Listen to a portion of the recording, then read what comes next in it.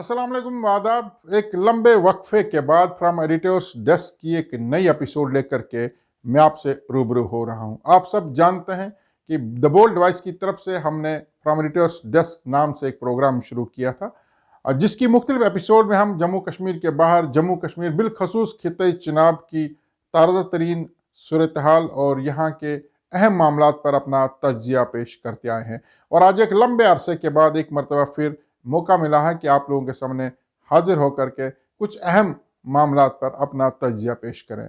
जैसा कि इस दौरान बहुत सारी डेवलपमेंट्स हुई, जम्मू कश्मीर में डीडीसी के इंतखाबात हुए और सबसे अहम बात ये कि पीएचजीडी ने इन डीडीसी इंतखाबात में अलायंस में रह करके चुनाव लड़े। ये अलायंस कश्मीर में ज़्यादा देखने को मिला, जबकि जम्मू सूबे के अंदर बहुत सारी जगहों पर अलायंस ज़मीनी सतह पर नहीं देखा गया। और साथ ही साथ इस अलायंस में चुनाव लड़ने की वजह से अलायंस पार्टनर्स के बीच में कुछ इख्तलाफात भी हुए, जिसकी एक ताज़ा तरीन हाल ही में डेवलपमेंट यह हुई कि सजाद गनी लोन जो अलायंस के एक पार्टनर थे, उन्होंने अलायंस से एक अलहदगी इख्तियार की।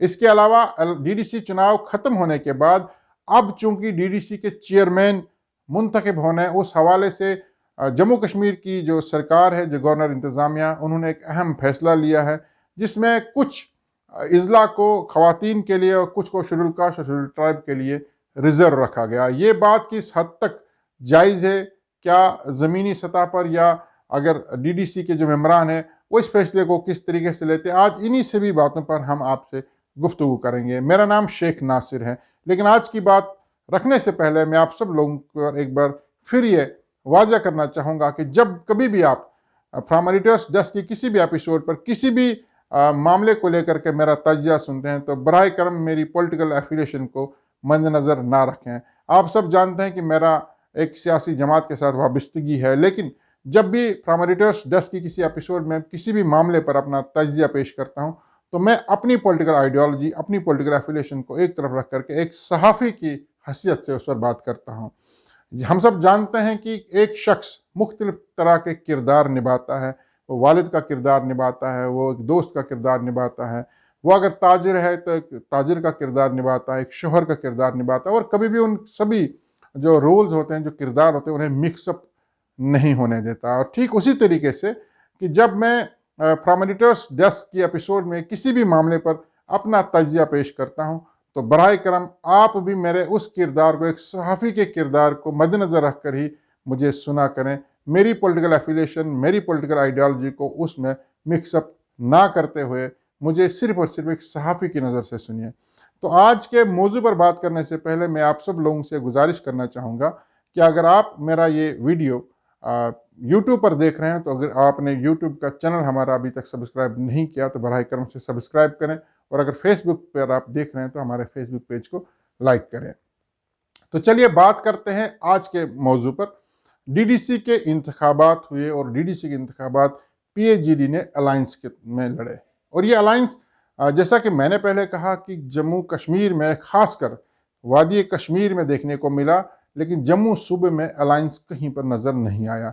लेकिन वादी कश्मीर में भी बहुत सारी जगहों पर इस अलायंस को लेकर के जो अलायंस पार्टनर्स हैं उनके बीच में इख्तलाफात इसी जो डीडीसी के चुनाव हैं उनको लेकर के हुए। हालांकि इस अलायंस के बनने की जो एक अहम जो किरदार था वो पीपल्स डेमोक्रेटिक पार्टी की सदर महबूबा मुफ्ती ने अदा किया, और वो बार बार ये कह रही हैं कि ये अलायंस किसी इलेक्शन को मद्देनज़र रख करके नहीं बनाया गया, बल्कि एक बड़े गोल के लिए बनाया गया। जम्मू कश्मीर का जो स्पेशल स्टेटस जम्मू कश्मीर से छीना गया, उसकी वापसी के लिए, उसकी बहाली के लिए बनाया गया है। इन चुनाव हों या चाहे डीडीसी के हों, असेंबली के हों, पार्लियामेंट के हों, ये पीएचजीडी का कोई एजेंडा नहीं है। लेकिन चूंकि इलेक्शंस थे इसलिए अलायंस ने इलेक्शन लड़ा, एक तरह का एक्सपेरिमेंट किया। लोगों का ये भी कहना है कि पीएचजीडी ने अलायंस में चुनाव लड़ करके काफ़ी ज़्यादा कामयाबी हासिल की।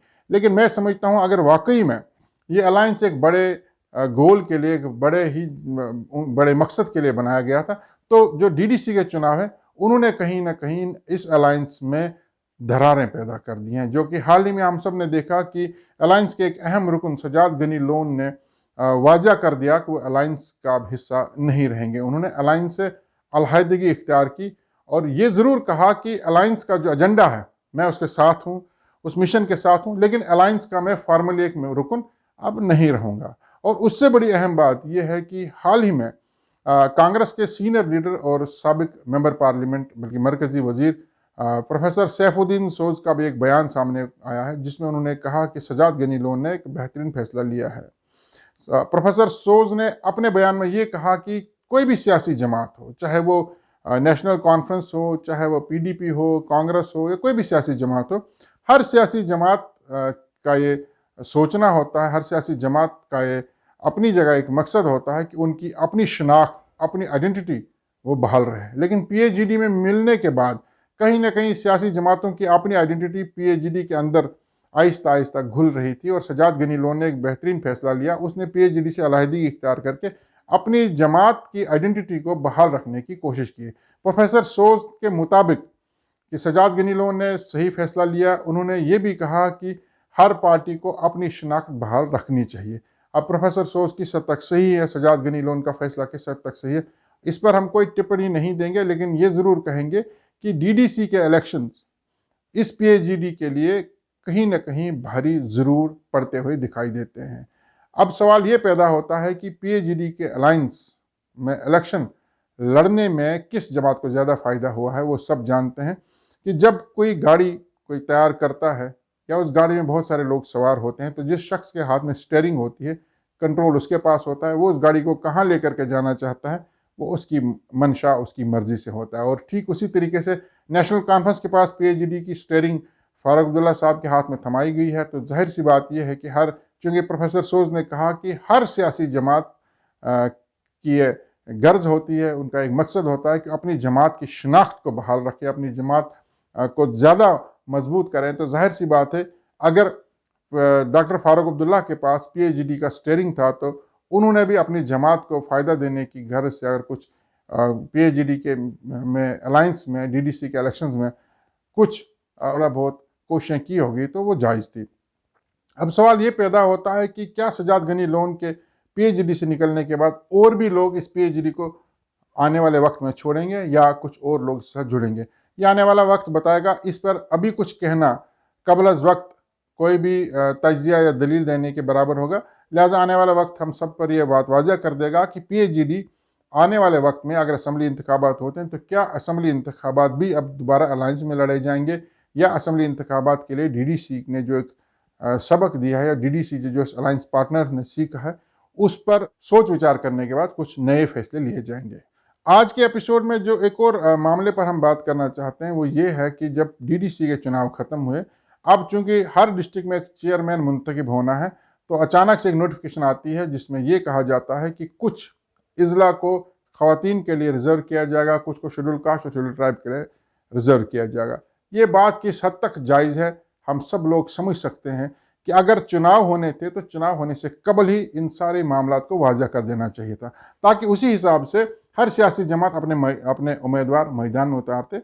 लेकिन जब इलेक्शंस ख़त्म हो गए, डीडीसी के जो मेंबर्स है वो चुन के आ गए, अब जाके रिज़र्व करना ये काबिल कबूल नहीं है। लेकिन कोई इसके खिलाफ आवाज़ बुलंद करे या कोई जितना मर्जी चीखे चिल्लाए, होना कुछ नहीं है। मरकज़ ने दफ़ा 370 ख़त्म करने के बाद ये एक मैसेज क्लियर कर दिया है कि वो जो चाहें वो जम्मू कश्मीर में कर सकते हैं। यानी जो हम बचपन से पढ़ते आए हैं कि जिसकी लाठी उसकी भैंस, ये कहावत कहीं ना कहीं अब जम्मू कश्मीर में सच साबित हो रही है। लिहाजा ये जो रिजर्वेशन वाला मामला है, ये मुझे नहीं लगता कि ये जायज़ बात है, लेकिन चूँकि सरकार ने फैसला लिया, अब देखना ये है कि क्या इस मामले को लेकर के, इस फैसले को लेकर के अदालत में कुछ लोग इसे चुनौती देंगे या नहीं, या इसे भी स्वीकार कर लेंगे। लेकिन एक और दिलचस्प बात जो आजकल देखने को मिल रही है वो ये कि जब डीडीसी के इलेक्शंस हो रहे थे या जब डीडीसी इलेक्शंस के नताइज सामने आए थे, तो ये कयास लगाया जा रहा था कि अब चूंकि असम्बली इंतखाबात आने वाले वक्त में होने की अभी कोई चांसेस नहीं है, तो शायद जो डीडीसी अब हर जिला में बनेगी ये बहुत ज़्यादा पावरफुल होगी और इन लोगों के पास तकरीबन जो एक एमएलए का प्रोटोकॉल था, जो उनके इख्तियारात थे वो होंगे। लेकिन आज हर तरह से एक शोर सुनने को मिलता है, हर तरह से इस तरह के इल्ज़ाम, इस तरह के जो आहा पुकार सुनने को मिलती है। हर डीडीसी मेंबर ये कहता है कि उसके साथ अच्छा बर्ताव नहीं हो रहा है, उसकी सुनवाई नहीं हो रही है। मैं तो हैरान हो गया एक डीडीसी मेंबर की ज़ुबान से सुना कि मुझे 2-3 मरतबा चॉपर से नीचे उतारा गया। अगर आपके साथ ऐसा कुछ हो रहा है तो इसे पब्लिक के सामने बता करके आप खुद ये एक मैसेज देना चाहते हैं कि हमारे पास जो इख्तियारात दिए जाने चाहते ऐसे इख्तियारात नहीं हैं। और हद तो तब होगी जब हाल ही में ज़िला किश्तवाड़ के अंदर लेफ्टिनेंट गवर्नर के एडवाइज़र फारूक खान साहब आते हैं और वो इन डीडीसी मेंबरान से मुलाकात भी नहीं करते हैं, बल्कि इन्हें इंतज़ार करने देते हैं और ख़ुद वो लंच करने चले जाते हैं। जिसके बाद वहाँ पर एहतजाज हुआ। जो कुछ भी हुआ वो एक तरफ रख करके ये बात वाज़िया हो गई कि अगर लेफ्टिनेंट गवर्नर का एडवाइज़र भी डीडीसी मेंबरान से मिलने की जहमत गवारा नहीं करता, उन्हें आम शहरियों की तरह बाहर इंतज़ार करने के लिए कहता है, तो वो पावर, वो इख्तियारात कहाँ चले गए।